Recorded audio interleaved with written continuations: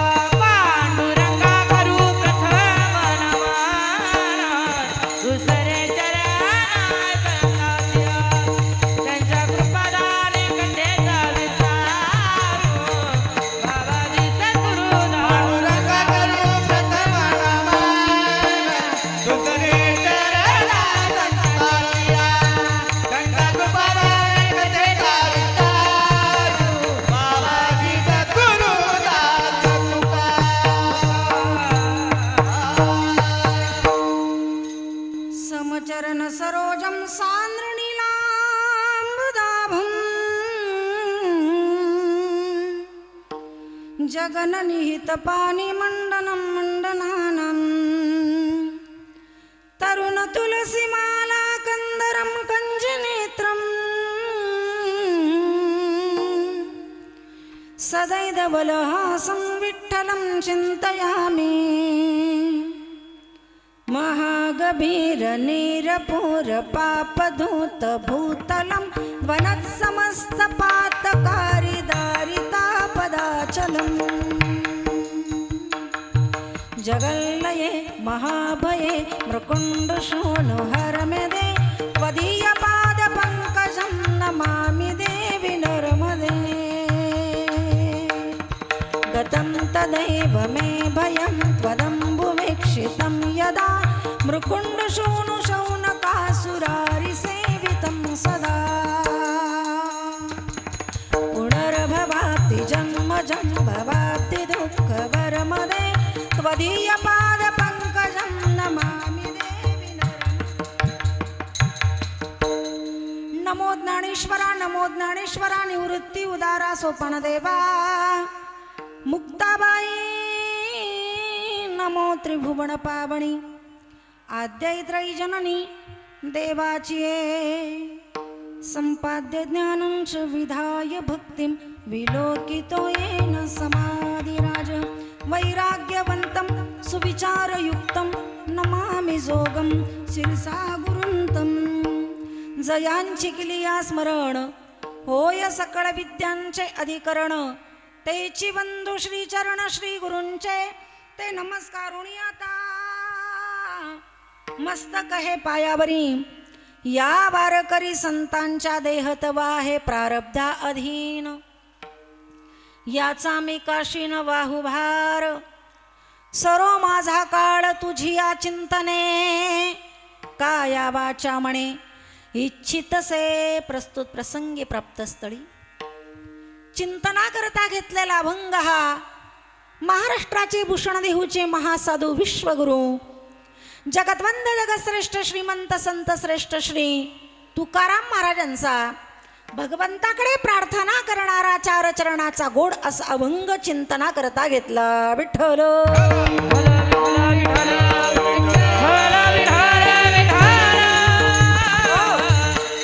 या अभंगातून जगद्गुरु तुकोबरायांचं आपल्याला 3 प्रकाराने दर्शन होते. 1 संसारी तुकोबर आहे, 2 साधक तुकोबर आहे आणि 3 सिद्ध तुकोबर आहे. तुकाराम महाराजांनी जीवनामध्ये अशी काय क्रांती केली का आज अख्खं जग तुकाराम महाराजांकडे आश्चर्यानं पाहते. अशी काही अवस्था प्राप्त केली जगद्गुरु तुकोबरायांनी का ती अवस्था ब्रह्मा विष्णू महेश यांना सुद्धा प्राप्त करता येत नाही, ती तुकोबरायांनी करून दाखवली. जगद्गुरु तुकोबराय अशा अवस्थेवर आरूढ झाले का ती अवस्था सत्ययुगातील लोकांना सुद्धा प्राप्त नाही करता आली, ती तुकोबरायांनी कलियुगात प्राप्त करून दाखवली. अशा स्थितीवर जाऊन पोहोचले तुकोबराय का त्या स्थितीवर गेल्यानंतर तुकोबरायांनी आपल्या मृत्यूवर विजय मिळवला, आपल्या दुःखावर विजय मिळवला, आपल्या पारतंत्र्यावर विजय मिळवला. विठ्ठल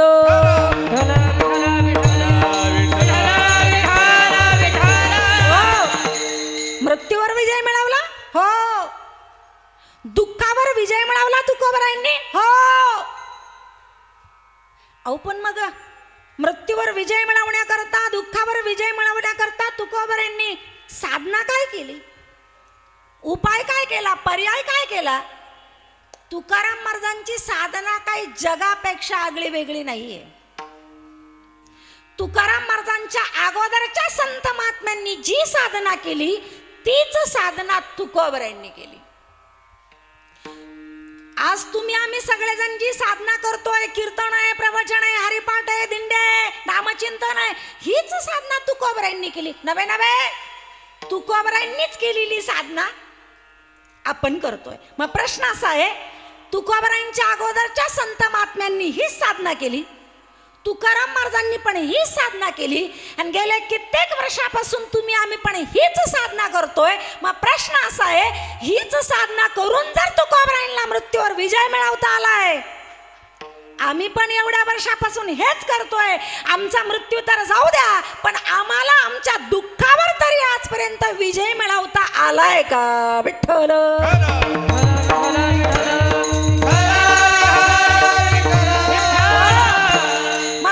असा आहे, साधना जर सारखीच आहे तर फल सारखंच का नाही? साधन जर सारखंच आहे तर साध्य सारखंच का नाही? फलामध्ये साध्यामध्ये एवढा तरतम भाव काय? जमीन आसमानचं अंतर पडण्याचं काय कारण आहे? तर उत्तर असं आहे,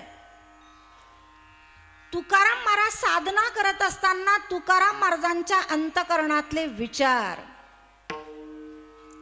तुकाराम महाराजांच्या मनात भगवंताविषयीचा भाव, त्यांची अतूट श्रद्धा आणि आम्ही भक्ती करत असताना आमच्या मनातले विचार, आमच्या अंतकरणातला भाव आणि आमची भगवंताबद्दलची श्रद्धा याच्यात जमीन आसमानचा फरक आहे, म्हणून फलामध्ये फरक आहे. विठ्ठल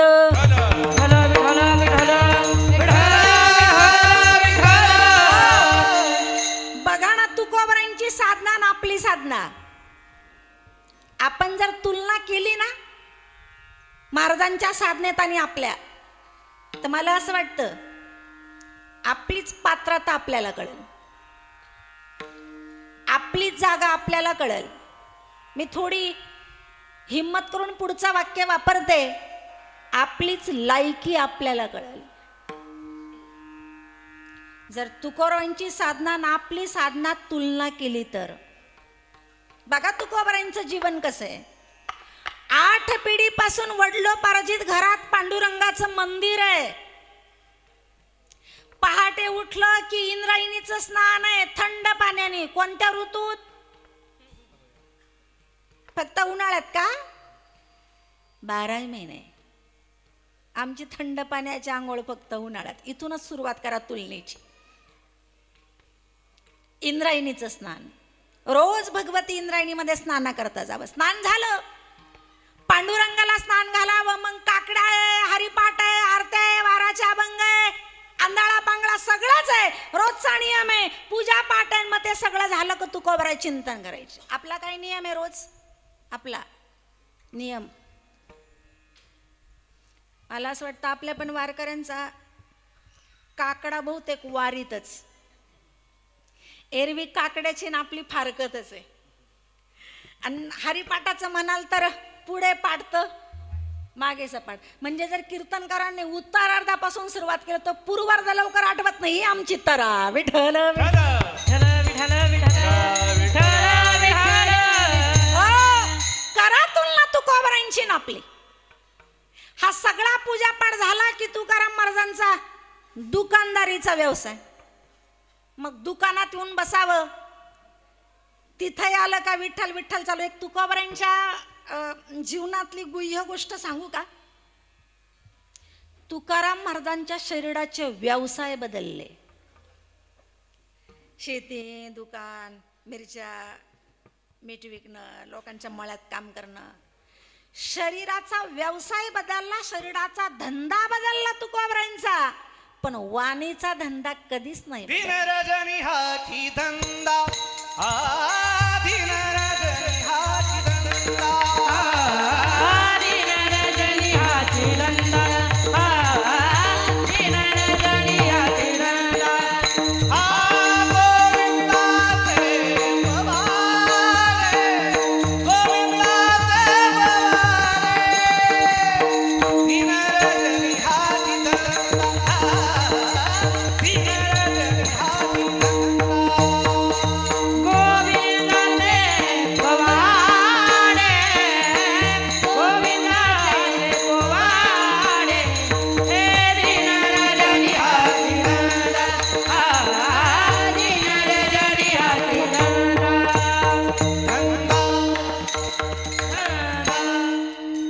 दिन रजनी हाची धंदा, दिवस रात्र एकच धंदा, गोविंदाचे पोवाडे.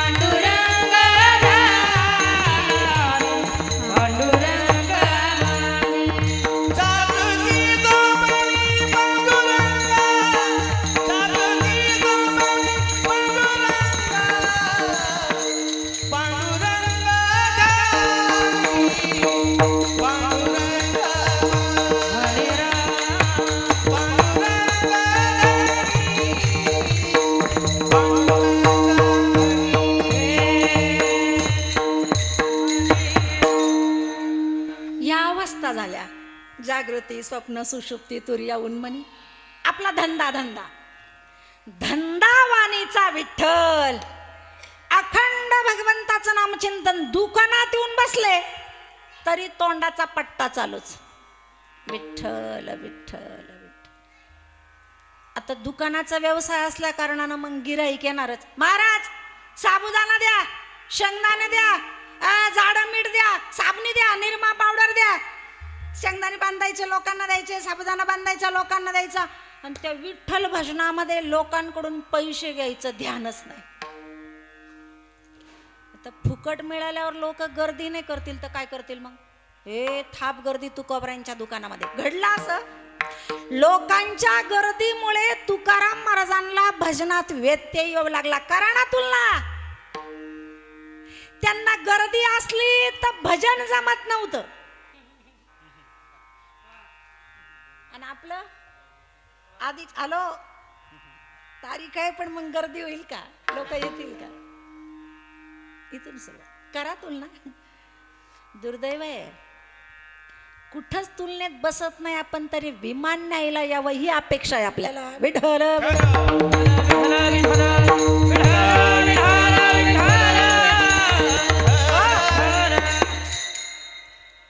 लोकांच्या गर्दीमुळे तुकोबरांना भजनात व्यत्यय येत नव्हता. पण लोकांना काही बोलायचं नाही.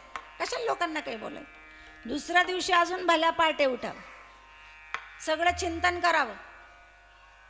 मग आता दुकानाच्या चाव्या नाही घ्याव्या, विनान चिपळा घ्यावा आणि डोंगरावर भजनाला निघून जावं. बस निवांत भजन करता येऊ लागलं.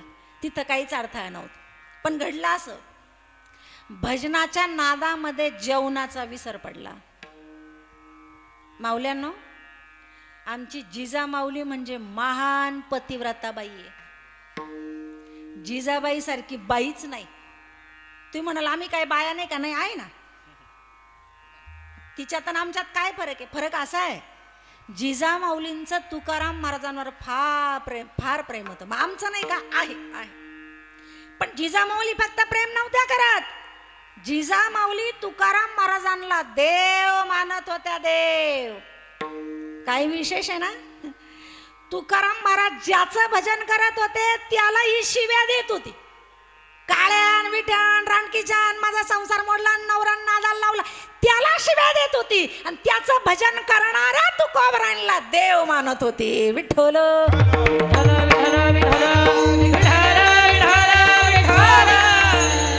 माझा देव उपाशी म्हणून पाठीमध्ये भाजी भाकरी कालवण घेऊन जावं. ज्या डोंगरावर असतील त्या डोंगरावर तिनं स्वयंपाक पुरवावा, जेवण पुरवावं. तिथे गेल्यावर तुकाराम महाराजांना जीव घालावा. एक सांगू तुम्हाला, साधन कालामध्ये तुकोबरांचं शरीर पडलं असतं महाराज, हे शरीर संपलं असतं, नष्ट झालं असतं. तुकोबरांचं शरीर जर कुणी जगवलं असेल ना तर जिजामाऊलीचे उपकार आहेत. या वारकरी संप्रदायावर जिजामाऊलीचे उपकार आहे. देहासकट सही सलामत या संप्रदायाला तुकोबराय जर कुणी प्रदान केली असतील तर जिजामाऊलीचे उपकार आहेत. विठ्ठल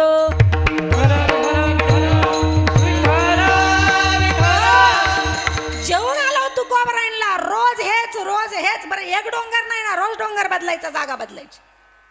वेगवेगळ्या डोंगरावर रोज जेवण करून जायचं, घेऊन जायचं. ही गोष्ट काही देऊ गावातल्या लोकांना कळाली. अरे केवढा म्हणे या माऊलीला त्रास.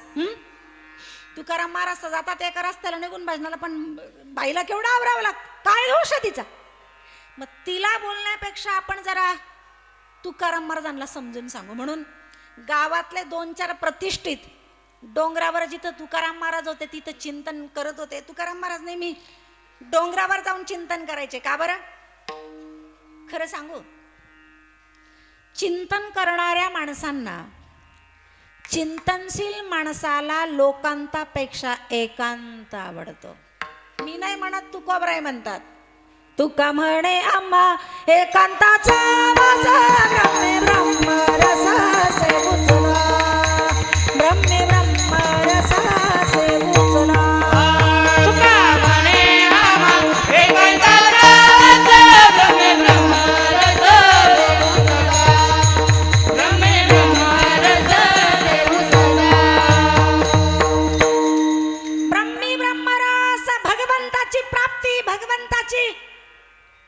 अनुभूती लोकांतात नाही मिळत. त्याकरता लोकांना सोडावं लागतं, एकांतात जावं लागतं तरी प्राप्ती. अर्थात साधनेतली उच्च अवस्था आहे, उच्च कोटीतली अवस्था. डोंगरावर जाऊन भजन करायचे. ते 2-4 गावातले 2-4 प्रतिष्ठित डोंगरावर गेले. तिथं महाराजांचं भजन चालूच होतं.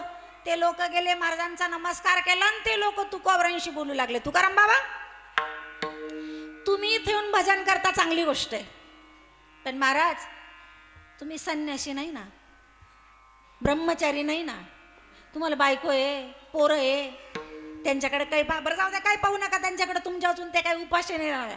पण महाराज तुम्ही नरदेहात जन्माला आलेले आहात आणि ज्याला ज्याला हे नर शरीर मिळालेलं आहे त्याच्याकरता जीवनामध्ये 3 गोष्टी अतिशय गरजेच्या आहे: अन्न, वस्त्र आणि निवारा. तुम्ही ऊन वारा पाणी पाऊस काहीच पाहत नाही, उठलं की भजन, उठलं की भजन, उठलं की भजन. महाराज, या भजनापायी जर तुमचं जेवण खावण तुटलं, संपलं आणि त्या जेवणामुळे जर तुमचं शरीर नष्ट झालं, भजन कशाने करा?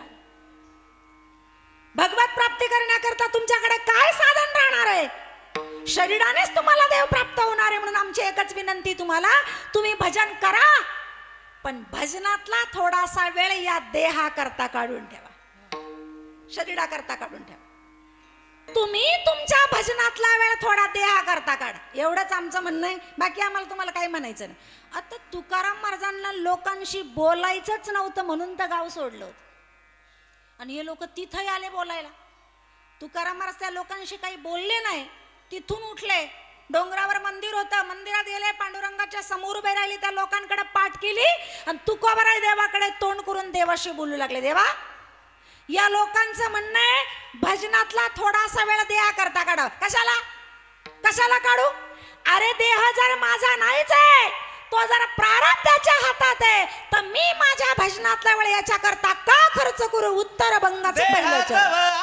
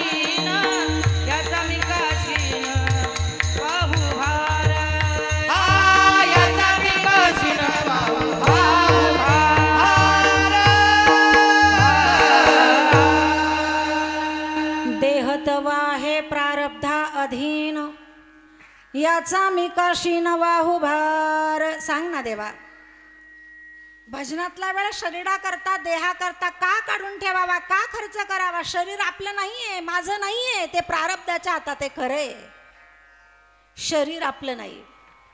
आपलं नाही म्हणजे छाती टोकपणे माणसं म्हणतात मला ओळखलं नाही का, मला म्हणजे देहाला हात लावतोय, म्हणतो देह माझा नाही. असं कसं होईल? तू खबर आहे शरीर आपलं नाहीये. शरीर काळाने यमाने करारावर भाडे तत्वावर आपल्याला वापरायला दिले. देह हे काळाचे धन कुबेराचे. देह हे काळाचे धन कुबेराचे. देह हे काळाचे धन कुबेराचे.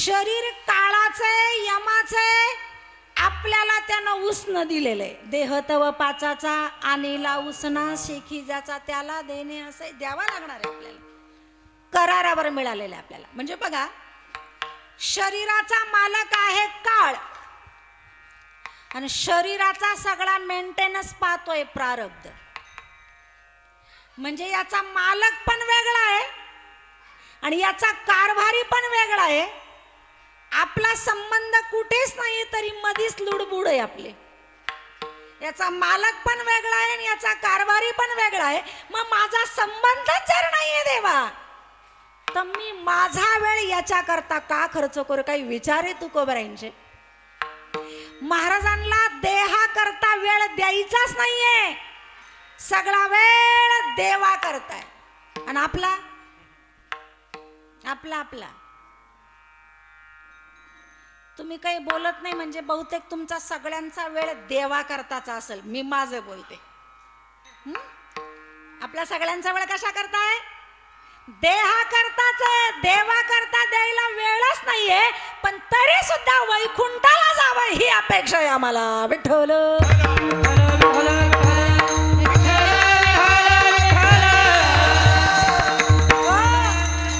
शरीरा करता वेळच नाहीये तू कोबरांकडे सगळा वेळ चिंता न करताय देवा करताय का शरीरा करता वेळ दिला तरी शरीराचं जे व्हायचं ते होणारच आहे आणि शरीराकरता वेळ नाही दिला तरी जे व्हायचं तेच होणार आहे मग आपल्या हातात आहे का आपल्याला मस्त वाटतं आपण म्हातारं नाही व्हावं आपल्या हातात आहे का हे सगळं प्रारब्ध ठरवतो काय करायचं जर प्रारब्धाच्याच हातात आहे सगळं अन्न मान धन हे तो प्रारब्धाधीन हे तो प्रारब्धाधीन हे तो प्रारब्धाधीन अन्न मान धन हे तो प्रारब्धाधीन हे तो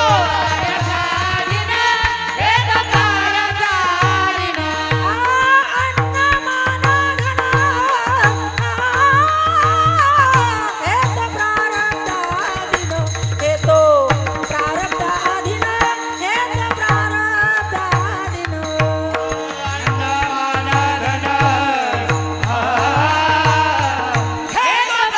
प्रारब्धाधीन हे तो प्रारब्धाधीन हे तो प्रारब्धाधीन आपल्या हातात काहीच नाहीये अन्न मान धन हे तो प्रारब्धाधीन प्रारब्धाचाच हातात आहे बघा तुम्ही काही काही लोक इतके श्रीमंत असतात आणि बहुतेक माणुसकीदार पण असतात तर ते श्रीमंत माणसं घरी आलेल्या पाहुण्या रावळ्याला गोड खाऊ घालतात पाहुण्याला गोड खाऊ घालतात पण स्वतः गोड खात नाही का बरं का बरं आवडत नाही मस्त आवडतं पण प्रारब्धानं सांगितलंय शुगर आहे खाऊ नको नाही तर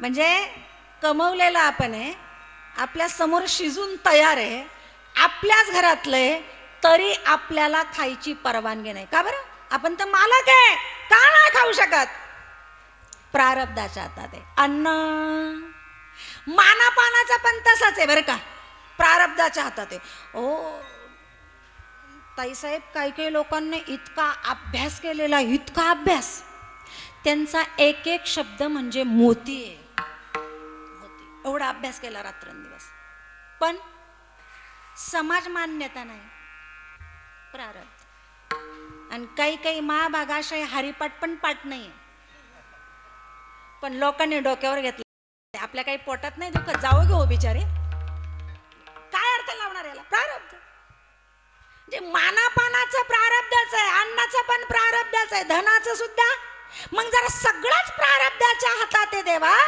कशासाठी मी माझ्या भजनातला वेळ याच्या करता खर्च करू देह तव आहे प्रारब्धा अधीन प्रारब्धाच्या हातात आहे आपल्या हातात काहीच नाही ऐका आपलं शरीर आपल्या हातात तर नाहीच नाही पण आपलं शरीर देवाच्या सुद्धा हातात नाहीये बऱ्याच वेळेला ही तक्रार ऐकायला भेटते. लोक तक्रार करत असतात. म्हणजे सर्वसामान्य लोकांचं तर जाऊ द्याच, समजा आपल्या जीवनामध्ये जर काही प्रतिकूल घटना घडली, आपल्या जीवनात जर काही वाईट घडलं, तर त्याची खापरांडी कोणाच्या डोक्यावर? वाईट झाल्यावर तुमच्यावर घेता का? मग घेता असाल तर भाग्यवान आहे. देवाच्या नावाने बोट म्हणतो, पा बाई आम्ही तेवढं देव देव करतो, वारीला जातो, शुगर आहे तरी एकादशी करतो, म्हणजे हब पण त्यातलेच आहेत देवाकडे दोष देणारे. एवढं आम्ही देवदेव करतो, मग तरी देवाने आमचं असं वाटोळं का करावं? तो काय भाऊबंद आहे का आपला? हे भाऊबंदाची गोष्ट असली तर ठीक आहे, मग ते उन्हाचे वाटेकरी असतात, त्याचा आपला काय संबंध आहे? आपल्या चांगल्यामध्येही देवाचा संबंध नाहीये आणि आपलं वाईट करण्यातही त्याचा सुतराम संबंध नाहीये. तू कुणाचं चांगलंही करत नाही, कुणाचं वाईटही करत नाही. जर त्याच्या हातात असतं ना महाराज, त्याच्या हातात असतं ना, तर कुरुक्षेत्राच्या रणांगणात एकुलत्या एक बहिणीचा मुलगा त्यानं मरून असता दिला. मरून असता दिला. कौरव पांडवांचं युद्ध होणार आहे. दुर्योधनाच्या बाजूने लढण्याकरता कोण कोण होता? मी विचारते तुम्हाला, दुर्योधनाच्या बाजूने युद्ध करायला कोण कोण होता?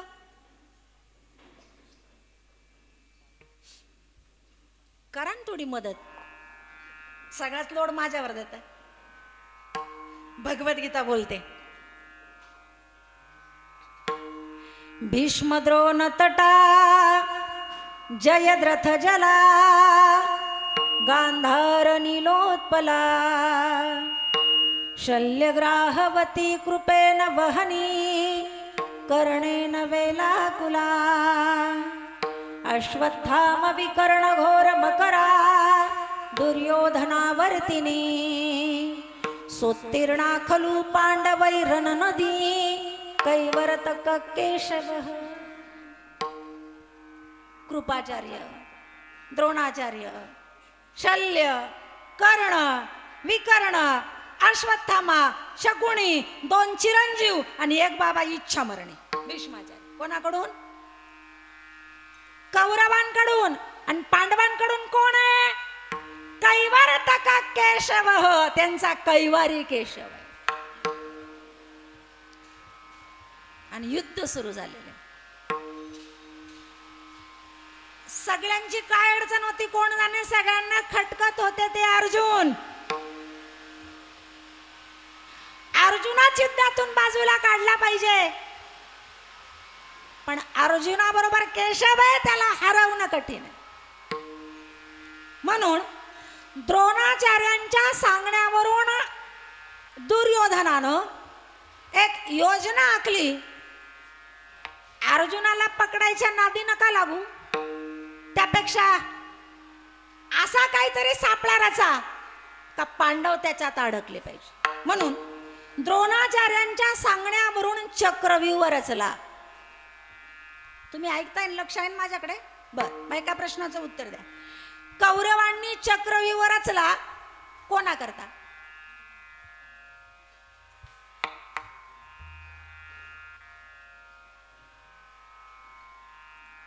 पाऊस येऊ राहिला, लवकर उरकायचे.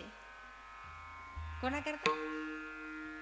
अर्जुना करता अजिबात नाही. हो, चक्रव्यूह रचला युधिष्ठिर करता. का बरं? तो मुखिया आहे, राजा आहे पांडवांचा. असं असतं, अर्जुन पकडला तरी युधिष्ठिर बाकीच्या सैन्यांना घेऊन युद्ध करू शकतो, पण राजा जर पकडला तर प्रजा पण अधीन आहे ना. राजाच पकडला तर युद्धच थांबलं ना. म्हणून अर्जुनाला पकडण्यापेक्षा युधिष्ठिरला चक्रव्यूहात अडका, आपोआप सगळे पांडव इतर शस्त्र खाली ठेवतील. ही योजना गुरु द्रोणाचार्य चक्रव्यूह रचला. आता द्रोणाचार्यांनी जो चक्रव्यूह रचलाय, त्या चक्रव्यूहाचा परिपूर्ण ज्ञान पांडवांच्या बाजूने फक्त दोघांनाच आहे. कोणाकोणाला? कोणाकोणाला? जाऊ द्या, मीच सांगते, कारण तिसरा प्रश्न एकही नाही उत्तर भेटलं. कदाचित तुमचा समज जर असा असेल बा कीर्तनात नुसतंच आई बाप नाही तर मग पती पत्नी सासरजण अशी जर काही अपेक्षा असेल तर ते सांगायचं राहून गेलं. मला काही तसं येत नाही. म्हणजे कदाचित तुमचा तो अपेक्षा भंग होणारच आहे. पण आता तुम्ही बसलेच तर करा जरा वेळ सण. हे मला असंच बोलता येतं, इकडं तिकडं कुठं भरकाडता येत नाही. क्षमा असावी. विठ्ठल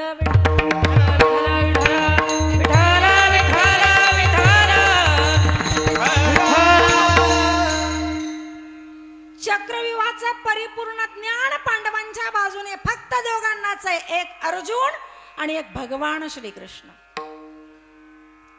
अभिमन्यूला ज्ञान आहे पण अर्धच आहे. प्रवेश करायचं माहिती आहे, बाहेर निघायचं माहित नाही. का बरं? कारण आईच्या पोटात असताना गर्भावर संस्कार तेवढेच झाले. म्हणजे बहुतेक अभिमन्यू चक्रव्यूहात अडकून मरण्याला कारणीभूत थोडी जबाबदार सुभद्रा आहेच. पूर्ण संस्कार जर त्या पोरावर केले असते तर ते राहिलं असतं. म्हणजे त्याच्या नाशाला काही अंशी जबाबदार आई आहेच ना. आपले मुलं सुद्धा कुठं वायात जात असतील तर काही अंशी आया जबाबदार आहेत. संस्काराचा अभाव. आपल्या मुलांवर परिपूर्ण संस्कार करा. इकडचं ज्ञान द्या. बघा, याच वयातल्या मुली असतील तुमच्या घरात, नाती असतील, म्हणजे काय अभ्यासात या झिरो आहे, मठ्ठ आहे, यांना काही येतच नाही मग म्हणून इकडं आल्या असं नाही. ही गायन करती मुलगी 12वी कॉमर्सला आहे, सरांकडेच क्लासला आहे. 12वीचं वर्ष आहे तिचं, तरी सुद्धा या क्षेत्रात आहे. का? हे क्षेत्र आपल्या शैक्षणिक क्षेत्राला महाराज मदत करतं, भरकुटू देत नाही आपला माइंड इकडं तिकडं. ही साधना फार मोठी आहे.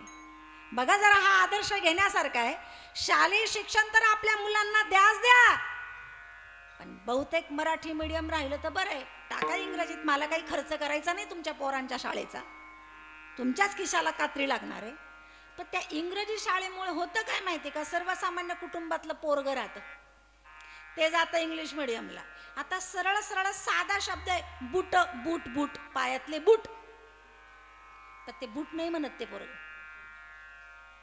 मम्मी शूज कुठे आहे? मग ती आई पण गावठी शेतात काम करणारी राहते, तिला बी बूट शब्द विसरून जावं लागतं. आणि त्या पोराला म्हणते शूज घातले का? साधा शब्द आहे डबा, जेवणाचा डबा. पण तिला काय म्हणावं लागतं? ते पोरग इंग्रजीत साधं शाळेत शिकायला, मग तिला काय म्हणावं लागतं? बाळ्या टिफिन घेतला का? म्हणजे त्या पोरामुळे त्या आईची सुद्धा मराठी बाजूला गेली का नाही, इंग्रजी स्वीकारलं का नाही तिनं. असे कितीतरी साधे शब्द आहे कुटुंबात. इंग्रजीत शिकू नका असं नाही मला म्हणायचं, जरूर शिकवा मुलांना, गरजही आहे त्या शिक्षणाची, पण इतकी शिकू नका का ते मराठी विसरतील आणि आई बापाला विसरायला होते. एवढं नका शिकू. साधी गोष्ट आहे. त्या इंग्रजी शिक्षणाकडे गेल्यानंतर महाराज इतकं शिक्षण जर वाढलं ना, तर काही दिवसांनी आपलेच मुलं, आपलेच नातवंड आपल्या घरातल्या ग्रंथाला म्हणतील, पप्पा हे पुस्तक कशाचं आहे? ज्ञानेश्वरीच्या ग्रंथाला विचारतील. त्या ग्रंथावरची जी माऊलींची प्रतिमा आहे त्याला विचारतील, हा फोटो कुणाचा? याच्यात कोण आहे या फोटोतली व्यक्ती? जर त्यांना ज्ञानोबा तुकोबा कळत नसतील तर अशा शिक्षणाचा कितीपत उपयोग त्यांना त्यांच्या जीवनात होणार आहे. म्हणून त्या शिक्षणाबरोबर या क्षेत्राची, या आचरणाची आणि या संस्काराची अतिशय गरज आहे. विठ्ठल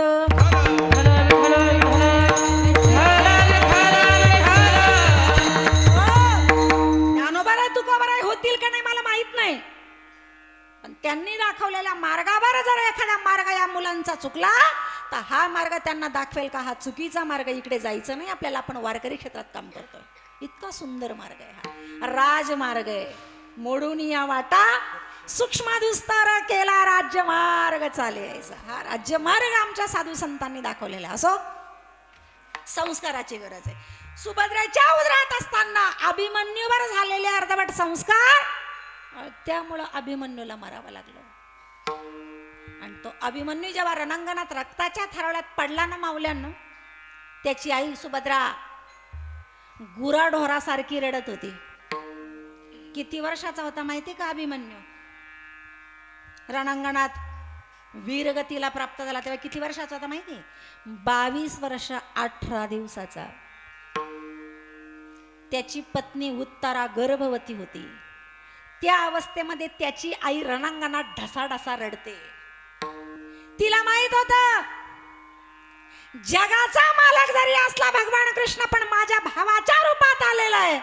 माझ्या अश्रूंची कदर त्याला कळेल, माझी दया येईल आणि माझ्या मुलाला तो जिवंत करेल, ही अपेक्षा सुभद्रेला होती. केला जिवंत. बहिणीचा मुलगा बाचा केला त्याने जिवंत.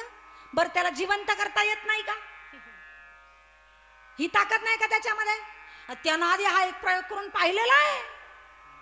संदीपनी ऋषींच्या आश्रमात शिकण्याकरता होता, तर त्यानं काही वर्षापूर्वी गुरूंचा मेलेला मुलगा गुरुदक्षिणा म्हणून परत आणून दिला. म्हणजे त्याला परत आणता येतो, मग गुरूंचा परत आणून दिला. बहिणीचा मुलगा का नाही परत आणून दिला? उत्तर एवढंच आहे, गुरूंच्या मुलाचा मृत्यू प्रारब्धाच्या अगोदर झाला होता म्हणून परत आणता आला. बहिणीच्या मुलाचा अभिमन्यूचा मृत्यू प्रारब्धानुसार झाला म्हणून देवाला सुद्धा त्याच्या प्रारब्धात हस्तक्षेप करण्याचा अधिकार नाही राहिला. विठ्ठल.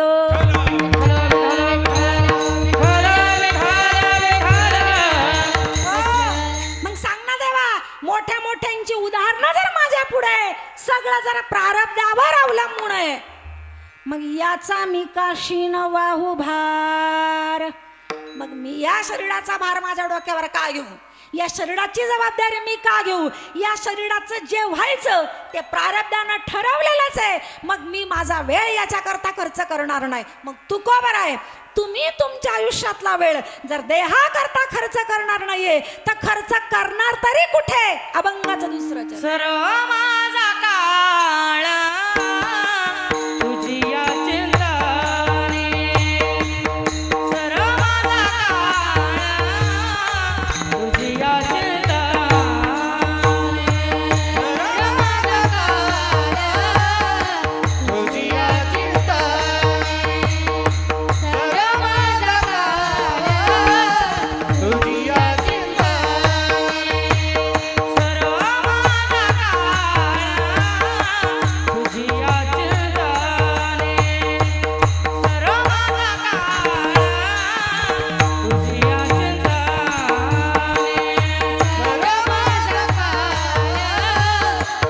चिंताने, सर्व माझा काळ तुझी या चिंताने, सर्व माझा काळ तुझी या चिंताने, सर्व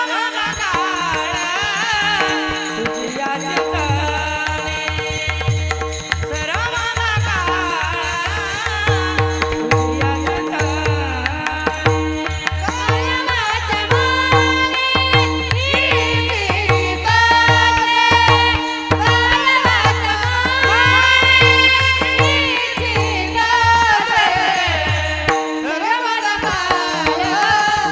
तुझी या चिंताने,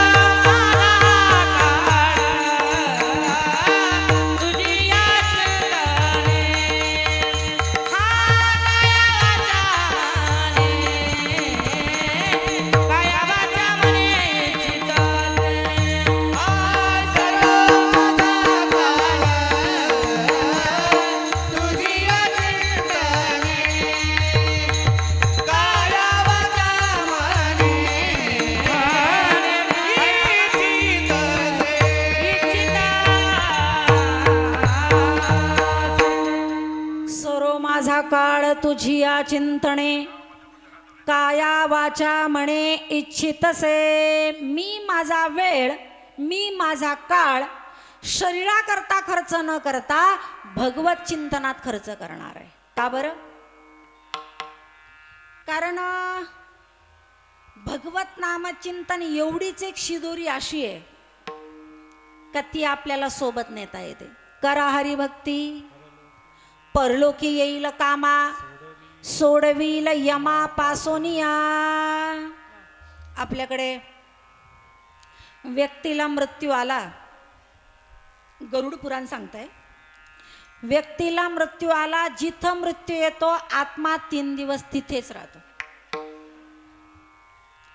3 दिवसानंतर तो आत्मा घरातल्या माणसांच्या अवतीभोवती राहतो 10व्यापर्यंत. दशक्रिया विधी झाला की तो जीवात्मा घराच्या बाहेर, अंगणात, परिसरात, गावात राहतो 13व्यापर्यंत. आणि 13व्याचं जेवण जेवला की जीवात्मा इथून निघाला. तर अंत्यसंस्काराची तयारी आपण करतो, तर शेवटचा प्रवास म्हणून त्या व्यक्तीबरोबर, त्या प्रेताबरोबर काही वस्तू, काही पदार्थ बांधून देतात का नाही? काय? भात, भागाभागाची पद्धत आहे. आपल्याकडे भात बांधून देतात. काही ठिकाणी कोरडा शिदा असतो, कुठं भाकर असते. आपल्याकडे भात बांधून देतात. तो भात बांधून दिला, राम बोलो बाई राम, चालली अंत्ययात्रा. ते प्रेत घरातून उचललं, घरून का डायरेक्ट स्मशानात जातं ना, मध्ये कुठं थांबत नाही. थांबता कुठं? 20व्याच्या ठिकाणी. आणि मग 20व्याच्या ठिकाणी काय करता? भात. आता तो तर आपण त्यांच्यासाठी बांधून दिलेला आहे ना, शेवटचा प्रवास म्हणून. बाप्पाद्राला काहीतरी शिदोरी पाहिजे. मग जर त्यांच्याकरता तो भात बांधून दिलेला आहे, मग त्यांच्याबरोबर शेवटपर्यंत स्मशानात जायला पाहिजे ना, मध्येच का बरं सोडला तुम्ही?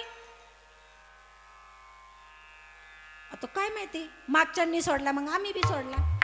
आम्ही सोडला, पुढचे सोडतील, उत्तर माहित नाही. त्याला शास्त्रीय कारण आहे. या जीवाला, या प्रेताला आपल्याला स्मशानात न्यायचंय, पण त्याला स्मशानात नेण्याच्या अगोदर, त्याच्या अगोदरचे गेलेले काही जीवात्मे स्मशानात उपस्थित असतात. दुर्दैवानं काही जीवात्मे अतृप्त असतात. ते अतृप्त जीवात्मे या नवीन जीवात्म्याला सहजासहजी स्मशानात येऊ देत नाही. म्हणून स्मशानातल्या अतृप्त जीवात्म्यांच्या नावानं 20व्याच्या ठिकाणी भात सोडला जातो. तिथं भात सोडला की स्मशानातले जीवात्मे इकडे भात खायला येतात. ती इकडे भात खायला आलं का हे लगेच तिकडे जातात.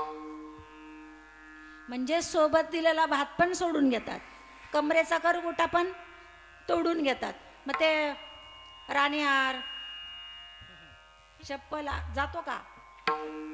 करगुटा तोडून घेतात. तर त्याची काय कथा आहे? सोबत काहीच नेणार नाही, भूषणही काढून या घेते तुकोबराई म्हणतात. सगळं इथंच काढून घेणारे, मग शिदोरी फक्त नामचिंतनाची सोबत येणार. विठ्ठल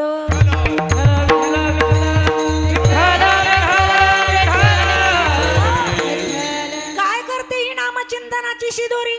श्राद्ध विधी. त्यामुळं अंत्यसंस्कार ते 10वा, याविषयी काही बोलायचं नाही आपल्याला. श्राद्धविधी, त्यामुळे श्राद्धाच्या विषयाकडे आपल्याला निघून जावं लागणार.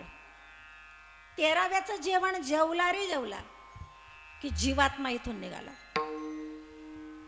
त्याला जायचं यमदरबारात. तिथं पोचायला किती दिवस लागतात?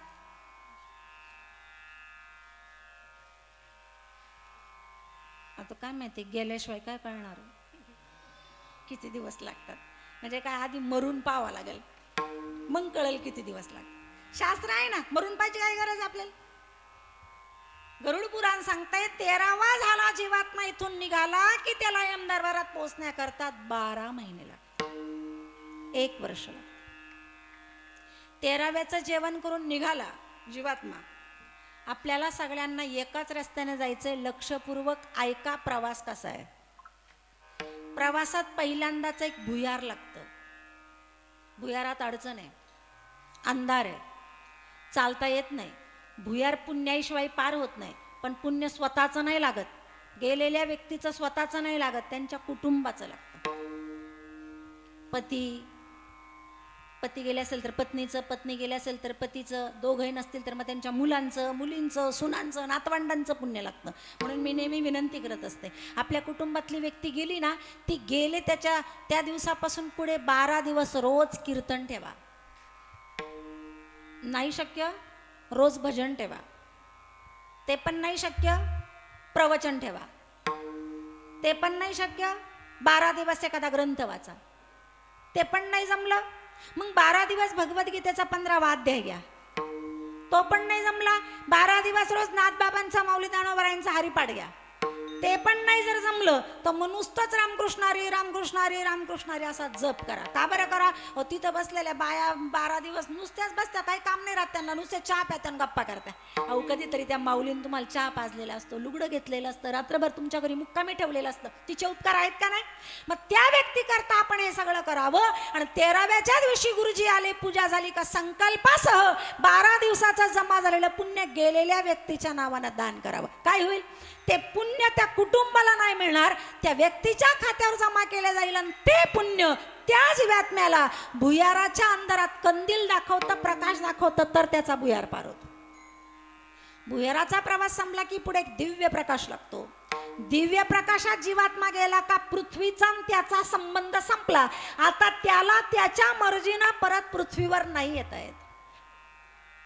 दिव्य प्रकाशाच्या पुढे जीवात्मा गेला का मग त्याच्या अगोदरचे गेलेले पूर्वज त्याला तिथे भेटतात काही काळ. त्यांची भेट संपली का बाकीचे जीवात्मे दुसऱ्या रस्त्याला जातात आणि हा जीवात्मा एकटाच प्रवास करत असतो. पुढे प्रवास करायचा. रस्त्याने जाताना पुढे 16 प्रकारचे पितृलोक लागतात. प्रत्येक पितृलोकात जावंच लागतं, शॉर्टकट रस्ता नाहीये. प्रत्येक पितृलोकाचा मालक वेगळा आहे, नोकर वेगळे. मग ते नोकर ह्या जीवात्म्याला धरतात, अपराधी माणसासारखं त्या त्या पितृलोकात उभं करतात. मग तो पितृलोकाचा मालक या जीवात्म्याला काय म्हणतो माहिती का? बरोबर आई, इथं आल्या तुम्ही, पण इथं काय तुम्हाला जेवण नाही, अन्न नाही, चहा पाणी नाही. मग आई विचारते त्यांना, का हो, इथं जर मला जेवण नाही, चहा पाणी नाहीये, इथं जर माझी काही व्यवस्था नाहीये, मग मला भूक लागल्यावर मी काय खायचं, कुठं जायचं, माझी काय व्यवस्था आहे? मग पितृदेवता विचारतात, आई तुम्हाला मुलं आहेत ना? आहे ना भाऊ, 3 मुलं आहे मला. मग आई तुमची मुलं तुम्हाला जेवू घालतील का? भाऊ माझे मुलं, माझ्या सुना, नातवंड सगळे चांगले मला जेवू घालतील. मग आई जेवायला घरी जायचं, इथं नाही. मग 13व्या नंतर पुढचा विधी असतो महिना जेवू घालणं, अत्यंत महत्वाचा विधी आहे, ज्याला आपण मासिक श्राद्ध म्हणतो. महिन्याच्या दिवशी त्या पितृदेवतेचे नोकर त्या जीवात्म्याला जेवण करण्याकरता त्यांच्या मुलाच्या घरी जिथं महिना ठरलेला आहे तिथं जेवायला घेऊन येतात. किती वाजता? किती वाजता? दुपारी 12 वाजता. संपूर्ण विश्वातील पितर जेवणाची एकच वेळ आहे, 1 तासाची. दुपारी 12 ते 1. त्याच्या आत जेवण मिळत नाही, 1 वाजेच्या पुढे जेवण मिळत नाही, 12च्या आत जेवायला मिळत नाही. 12 ते 1 याच वेळेमध्ये सगळे पितर जेवत असतात. त्या वेळेमध्ये त्याला ते जेवायला घेऊन येतात प्रत्येक महिन्याला. प्रत्येक महिन्याला. आज पण आईचा शेवटचा महिना आहे. आज पण आईला ते जेवणाला घेऊन येतील. मला तुम्हाला अतिशय महत्वाचा फरक सांगायचा आहे. आईंचे महिने जेव घातले. आईंच्या सुनबाई कुठे? फक्त वरती हात करा. आईंच्या सुना आहेत का इथं? आहे ना तुम्ही? हा, आईचे सगळे महिने जेव घातले. नात सुना असतील, सगळे महिने जेव घातले. शेवटचा महिना. मला तुम्हाला एक महत्वाचा फरक सांगायचा. आपल्याकडे कॅलेंडर मध्ये किती दिवसाचा एक महिना? 30, 28, 29, कधी 31. आपण कंपल्सरी 30चा धरू. आपल्याकडे 30 दिवसाचा एक महिना. 30 दिवस झाले का आपण म्हणतो बाई आज महिना झाला हो, असं असं झालं. बरं, म्हणजे आपल्याकडे 30 दिवसाचा एक महिना, पण पितृलोकामध्ये 30 दिवसाचा एकच दिवस असतो. काल मापनात एवढा मोठा फरक आहे. इथला एक महिना म्हणजे त्यांचा 1 दिवस, इथला 1 महिना म्हणजे त्यांचा 1 दिवस. मग आता इथला 1 महिना म्हणजे जर तिथला 1 दिवस आहे, तर इथले 12 महिने म्हणजे तिथले किती दिवस? मग आज आपल्या हिशोबाने वैकुंठवासी साहेब रखमाईला जायला झाले 12 महिने आपल्या हिशोबाने. पण तिथल्या हिशोबाने आज आईला जायला किती दिवस झाले? फक्त आणि फक्त 12 दिवस झाले. म्हणून गुरुजी सांगत असतात, वर्षभर घरातल्या लोकांना सुतक आहे. तुम्ही घर बांधू शकत नाही, बांधलं तरी वास्तू शांती करू शकत नाही, घरात शुभ कार्य करू शकत नाही. त्याला हे कारण असतात. फक्त 12 दिवस झाले, पण आपल्याला थांबायला टाइम नसतो. आपण गुरुजींना ऑप्शन देत असतो, हो घ्या ना 6 माशी वळून. आणि त्या वळवावळवीमुळे आपल्या जीवनात अडचणी येत असतात. माझी विनंती तुम्हाला, सकाळी देवपूजा करताना 5-10 मिनिटं मागं पुढे झाले तर चालेल. भगवान मायबाप आहे आपला, क्षमा करेल आपल्याला. पण माझी विनंती तुमच्या पायाला स्पर्श करून पितरांच्या पूजनामध्ये नो कॉम्प्रोमाइज. ऍडजस्टमेंट नाही, पाहून करून काय होतं बाण घ्या धकून.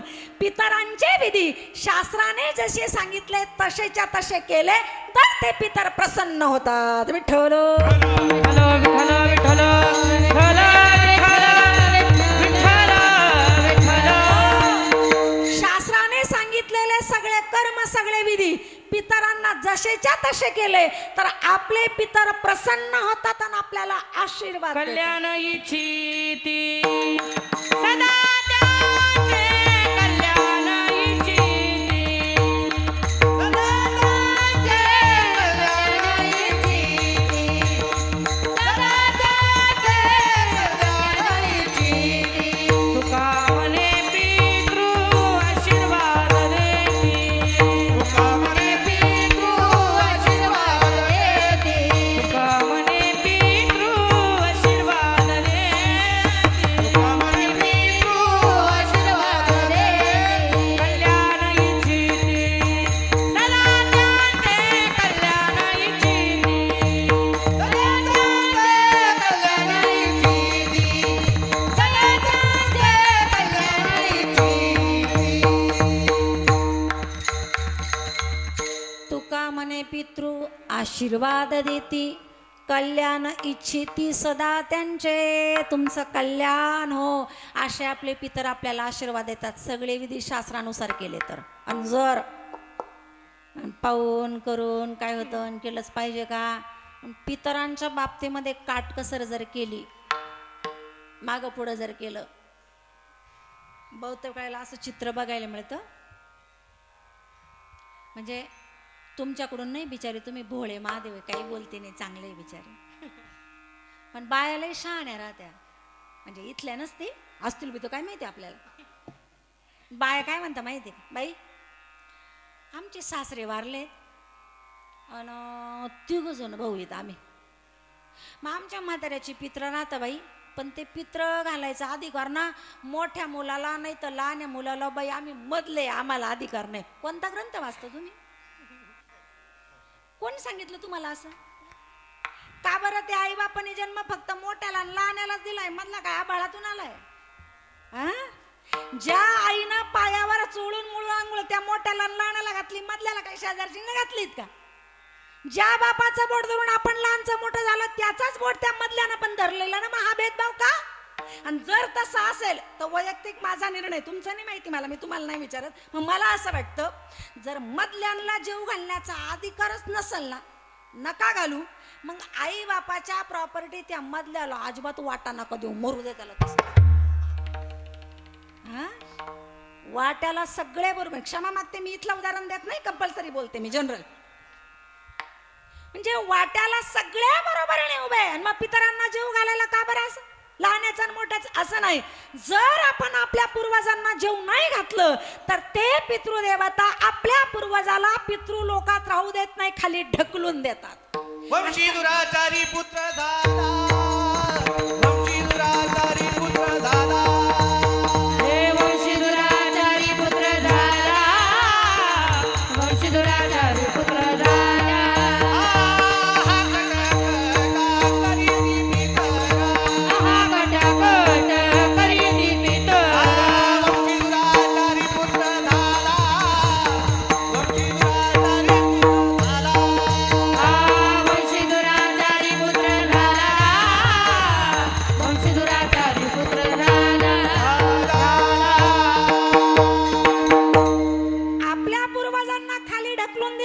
आशीर्वाद देत असतील का आपल्याला? कल्याण हो, तुमच्या झोपडीचा माल हो. आभार माना. शाप नाही देते आपल्याला. शाप देण्याचा अधिकार आहे आपल्या पूर्वजांना, पण आपल्या माईबाप असतात म्हणून फक्त तळमळ करतात. आहा कटा कटा करती पितर. काय म्हणतात माहिती का? वंशी दुराचारी पुत्र झाला. अरे अरे अरे, आम्हीच कमवून ठेवलेलं आणि सगळं आमचंच खाताय, आम्हाला थोडं सुद्धा देत नाही, जेवू घालत नाही. कटकट करतात आपले पितर आपल्या भोवती. म्हणून पूर्वजांचे, पितरांचे, आई वडिलांचे कर्म करा, विधी करा, त्यांचा सगळा सोहळा करा, आशीर्वाद देते. ठीक आहे हो, इथपर्यंत कळलं आम्हाला. पण चिंतनाचा आणि याचा काय संबंध? का आम्ही चिंतन करावं आई वडिलांच्या नावावर?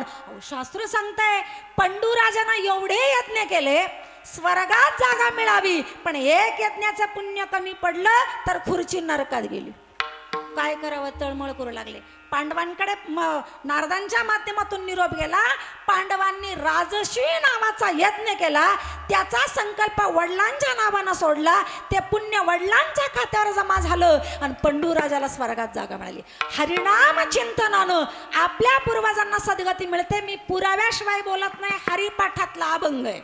हरिपाठ कीर्ती मुखे जरी गाय, पवित्राची होय देह त्याचा, तपाचे सामर्थ्य तपन्नीला अमुप चिरंजीव, कल्प वैकुंठी नांदे, मातृ पितृ भ्राता सगोत्र अपार, चतुर्भुज नर होऊन ठेले. आपल्या नामचिंतनाने आईचा उद्धार, आपल्या नामचिंतनाने बापाचा उद्धार, आपल्या नामचिंतनाने भावाचा उद्धार, सगळ्या कुळगोत्राचा उद्धार फक्त भगवत नामचिंतनाने होऊ शकतो. म्हणून तुकोबरांनी सांगितलेले, मी ठरवलेलं आहे माझ्या आयुष्यातला जो उर्वरित काळ आहे तो भगवत नामचिंतना करता खर्च करणार. सर्व माझा काळ तुझी या चिंतने, काया वाचा म्हणे इच्छितसे. काहू तुकोबराय, तुम्ही तुमच्या जीवनामध्ये भगवत नामचिंतनाला एवढं प्राधान्य का दिलंय? अभंगाचं 3रं चरण. लाभतो न दिसे याहुने दुसरा, लाभतो न दिसे याहुने दुसरा, लाभतो न दिसे याहुने दुसरा, लाभतो न दिसे याहुने दुसरा. लाभतो न दिसे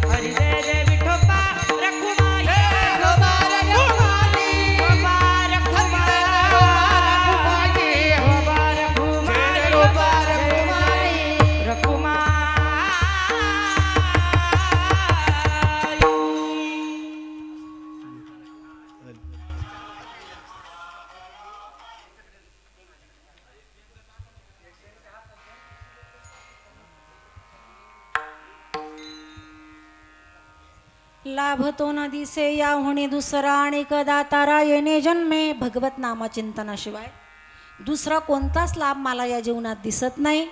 जीवनामध्ये दोन गोष्टी आहेत, एक लाभ आणि एक हानी. भगवत नामचिंतन हे लाभदायक आहे. देवाचं चिंतन सोडलं तर बाकीचे सगळं हानीमध्ये मोडलं जातं. तुकोबराय सांगतात, आम्ही भगवंताचे दास महात्मे फक्त भगवत नामचिंतनात रमतात. भगवद्गीता बोलते, येही संस्पर्शजा भोगा दुःख यो न येवते आद्यंतवंत कौंतेय न तेषु रमते बुधाहा. बुधाहा म्हणजे महात्मा. महात्मा भगवत नामचिंतनात रमतात. तुम्ही आम्ही सगळे विषय चिंतनात रमतो. म्हणून आपल्याला या नरदेहाचा लाभ तोटा हानी कळत नाही. पण आम्ही मात्र भगवत नामचिंतनाचा लाभ फायदा घेणार आणि देवाचं चिंतन करणार. का हो तुकोबराय, तुम्ही एवढं चिंतन केलेलं आहे, आता कशासाठी करायचंय? देवा त्याचं एकच उत्तर आहे, तुला नाही माहिती. तुझा अवतार आयोनी आहे म्हणून तुला जन्माचं दुःख कळत नाही. पण आमचा जन्म योनीद्वारा आहे, गर्भवासाला यावं लागतं. येताना जाताना आम्हाला किती दुःख झालं, किती किती संकटाला सामोरं गेलो, आमचे आम्हालाच माहिती. अभंगाच्या शेवटी तुका म्हणे आलो सोचित संकटी. तुका म्हणे आलो सोचित संकटी. तुका म्हणे आलो शोषित संकटी. तुका म्हणे आलो शोषित संकटी. तुका म्हणे आलो सोचित संकटी.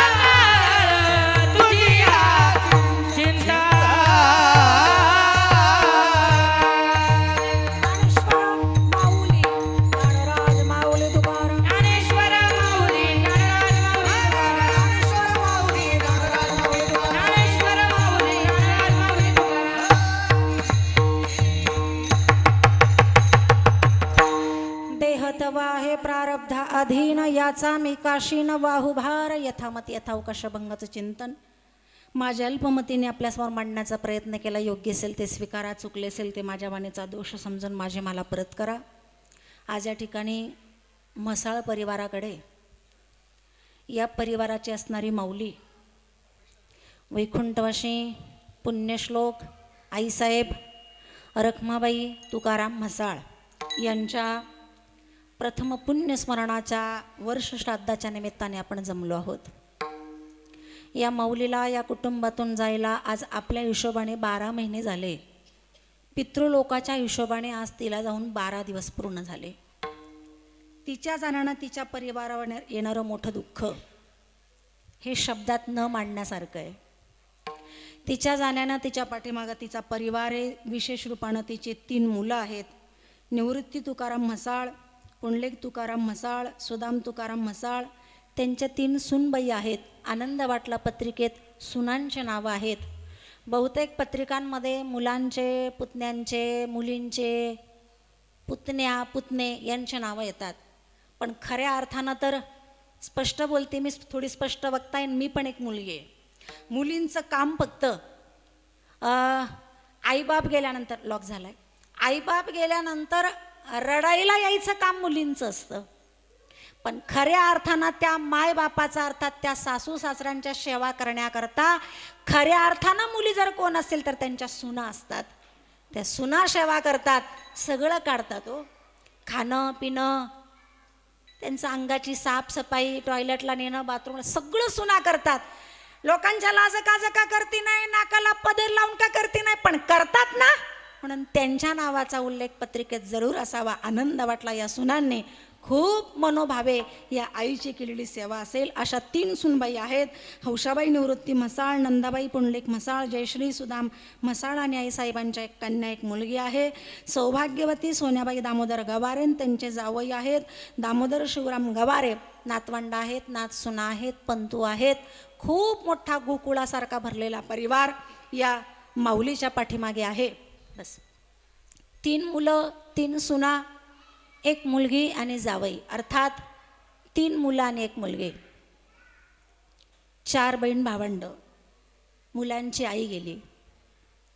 आई ही आई असते. आईसारखी माया कुणाला नाही, आईसारखं प्रेम कुणाला नाही. नवे नवे आईची जागाच कुणाला घेता येत नाही. आई गेल्यावर मुलं रडतात.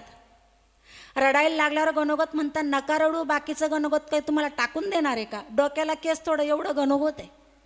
कुठं तोटा गेला गणोगताला? काका आहे, मामा आहे, मावशी, चुलते, काके, मस्त पाठीवर गणोगत आहे.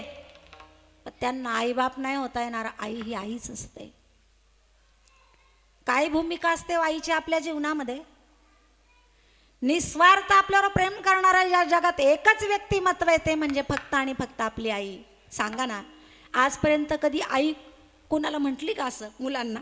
9 महिने 9 दिवस तुला पोटात वाढवलं, तळ हाताचा पाळणा करून जपलं, तुझ्याकरता राब राब राबले, हाडाचे काढे केले, माझ्या रक्ताचं पाणी करून दूध करून तुला पाजलं. खबरदार, या सगळ्याच्या बदल्यात मी मरेपर्यंत तुला माझा सांभाळ करावाच लागेल.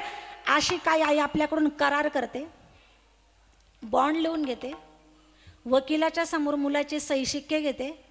ती म्हणते नाही देवा, जीवनात जेवढे दुःख असतील, जेवढे कष्ट असतील, जेवढे आजार असतील ना, तेवढे माझ्या पदरात घाल रे बाबा, पण माझ्या बाळांना सुखात ठेव. तिला आई म्हणतात. कुणाचीच आई जाऊ नये. आई गेल्यावर या जगात आपल्यावर प्रेम करणारं परत कुणीच शिल्लक राहत नाही. सगळे स्वार्थी आहेत, मेले. पण निस्वार्थ प्रेम करणारं फक्त आणि फक्त आई आहे. किती उपकार असतात तिची माहिती का? असं म्हणतात, एका बाळाला जन्माला घालताना आईच्या शरीरातल्या 72 नाड्या तुटतात. एका बाळाला जन्माला घालताना 72. रोज हिशोब करायचा. मग आपण किती बहीण भाऊ आहे, 72 गुणिले तेवढा आकडा टाकायचा. मी रोज हिशोब करते, 72 गुणिले 3, 2 भाऊन मी एकटीच आहे. जेवढं उत्तर येईल ना तेवढ्या तिच्या नाड्या तुटल्या. हे उत्तर भेटल्यावर स्वतःला प्रश्न विचारायचा, बदल्यात आपण तिच्यासाठी काय केलं? 5 वर्ष झाले माऊल्यांनो. माझी पण गेली तुमच्यासारखीच. 5 वर्षापासून 72 x 3 करते. उत्तर सापडलं, पण आपण तिच्यासाठी काय केलं 5 वर्षात उत्तर नाही मिळालं मला. तुम्हाला मिळतंय का बघा? कधीच नाही मिळत. आपल्या कातडीची चप्पल शिवून तिच्या पायात घातली ना तरी उपकार फेटणार नाही. आई नावाचं तत्व असं आहे ना मायबाप हो, असते तोपर्यंत कळत नाही, निघून जाते तेव्हा जाणीव होते तिची. त्यामुळं असते तोपर्यंत तिची कदर करणं खूप गरजेचं असतं. किती महत्त्वाची असते आई आपल्या जीवनात माहिती आहे? आई वडिलांविषयी गाणे म्हणून कीर्तनात टाइमपास करणाऱ्यातली बाई नाही मी, पण आई नावाचं तत्वच असं असतं का ते विचार करायला लावतं. आणि ज्याची जाते ना त्याला कळतं आई जाण्याचं काय दुःख असतं. ज्यांचे आहे ते भाग्यवान आहेत, पण ज्यांचे नाही त्यांना विचारा, या जगात कुणीच नाही राहत. म्हसाळ परिवार, आज तुमच्या आयुष्याच्या पुस्तकातून आई नावाचं पान फाटलं, ते झेरॉक्सच्या दुकानात जाऊन प्रिंट मारून आयुष्याच्या पुस्तकात नाही जोडता येत परत. कोणाला ताई म्हणू, बाई म्हणू, काकू म्हणू, कुणाला आई म्हणू का? आणि म्हणल्यानं कुणी आपली आई नसते होत महाराज. बोट कापलं तरी आई भांडे घासायला यायची, पाय दुखला पोट दुखलं तरी आई 8 दिवस आवरायला यायची. आता पोट दुखलं हातपाय दुखले कोणाला सांगायचं? कोणी नसतं. न सांगता जिला आपल्या अंतकरणातला भाव कळतो ना तिला आई म्हणतात. आणि जगाला आपलं दुःख ओरडून सांगितलं तरी पटत नाही त्याला जग म्हणतात. आई असावी. सगळं जग वाईट झालं तरी चालल, सगळ्या जगाने आपल्याला टाकलं तरी दुःख वाटत नाही, पण आई गेल्याचं दुःख जगात फार मोठं आहे. ती किती महत्त्वाची असते आपल्या जीवनात माहिती आहे का? कुणी गीतकारानं तिच्याविषयी म्हटलेलं आहे,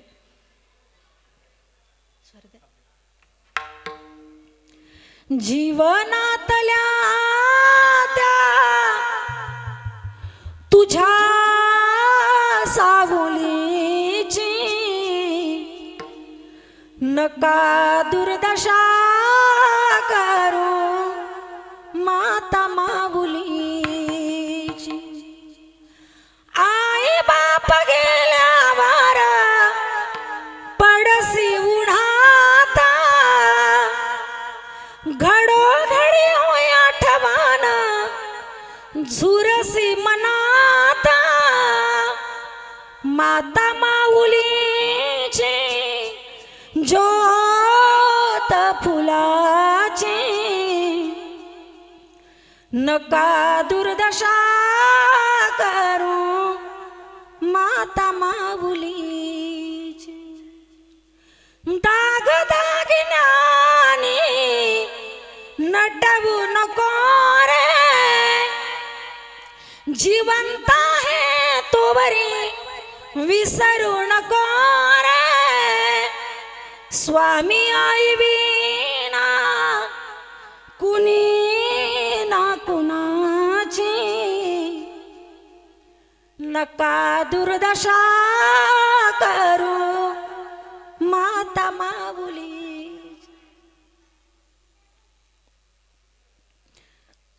म्हणून मी अर्ध्या कीर्तनात आई कधीच सांगत नाही.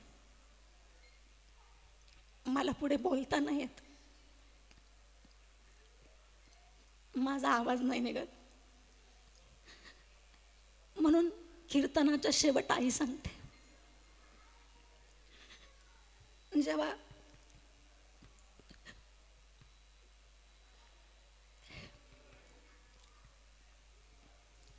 बॅनरवर एखाद्या आईचा फोटो पाहिला ना, तिच्या फोटोत मला माझी दिसते.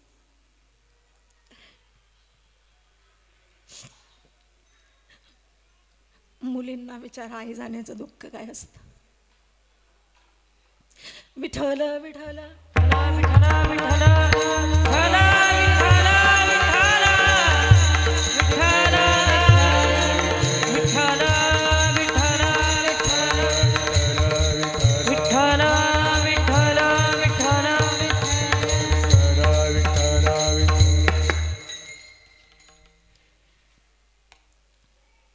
या जगामध्ये अशी व्यवस्था असते ना, शास्त्रानं तशी व्यवस्था केली असती का आपलं पुण्यदान करून जर आईला परत आणता आलं असतं. अनेकांनी हे प्रयत्न केले असते, अनेकांनी. भाग्यवान आहे आपण, म्हणजे ज्यांना आई आहे ते. तिचं प्रेम प्राप्त करण्याकरता भगवंताला या पृथ्वी तलावर अवतार घ्यावा लागला. आपल्याला सुद्धा आईच्या रूपानं भगवान भेटलेला आहे. सगळे दूर झाले तरी चालतील, पण आई वडील दूर नाही झाले पाहिजे, त्यांची सेवा करा. या माऊलीनं या कुटुंबाला घडवण्याकरता किती कष्ट केले असतील. आज बटन दाबलं की सगळी अनुकूलता आहे. दळणाचा डबा पण डोक्यावर न्यायचा नाहीये, पाण्याचा हांडा डोक्यावर आणायचा नाही. बटन दाबलं की गिरणी चालू होते, कॉक चालू केला की किचनमध्ये पाणी येतंय. विचारा तिला, तिनं 2-2, 3-3 हांडे घेऊन लांबून पाणी आणलं असेल, दळणाच्या गोण्या आणल्या असतील, एवढ्या कुटुंबाकरता कष्ट केले असतील. हे त्यावेळेस सगळं एकत्रित कुटुंब असायचं. तिला हा सगळा प्रपंचाचा गाडा चालवण्याकरता किती कष्ट करावे लागले असतील. त्या बदल्यामध्ये तिनं आपल्याकडनं काही अपेक्षा केली नाही आणि तिच्या मुलांनी त्या मोबदल्यामध्ये तिचा शेवट गोड करण्याकरता हा आतोनात प्रयत्न केला. अर्थात तिचे उपकार फिटले असं नाही, उपकार फिटले असं नाही. मी तुम्हाला एक शेवटचं विचारते आणि मला थांबायचंय. दोघं पती पत्नी आहेत. पत्नी जर आधी गेली सौभाग्यवती, तिचे पित्र असतात का? सौभाग्यवतीचे सवासणीचे पित्र असतात का?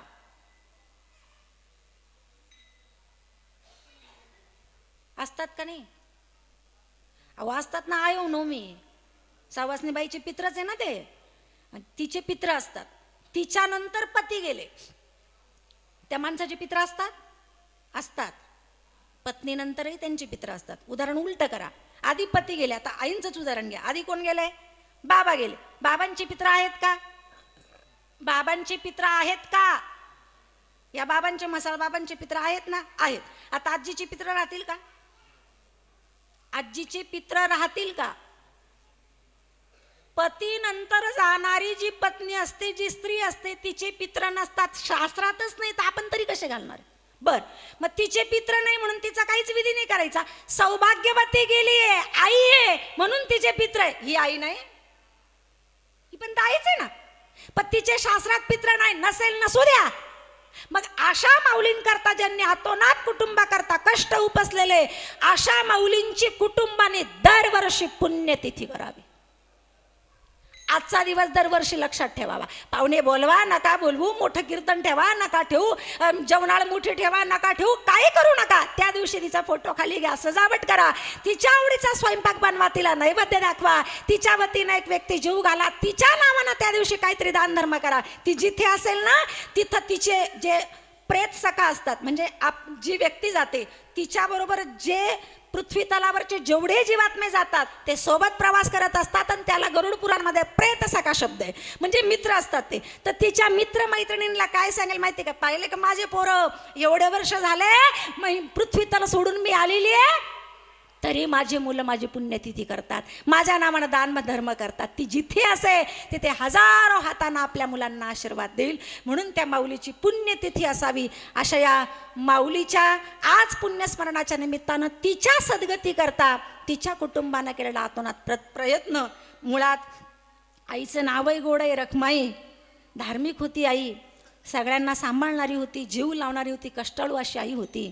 अशी ही माऊली जाण्यानं तिच्या कुटुंबावर आलेलं मोठं दुःख, त्या दुःखातून भगवान सगळ्यांना सावरण्याची शक्ती देवो, दुःख पेलवण्याची क्षमता देवो. आणि कुटुंबाचा माझा परिचय नाही, पण या परिवाराकडे आईच्या निमित्तानं या सेवेचा योग ज्यांच्या माध्यमातून आला, आईंचे कुटुंबाचे असणारे नातलग आदरणीय श्री भक्तपरायण, या वारकरी संप्रदायाचे थोर उपासक, थोर सेवेकरी आदरणीय हरिभक्तपरायण मनोहर महाराज घोडे यांच्या माध्यमातून ही सेवा माझ्याकडे आली.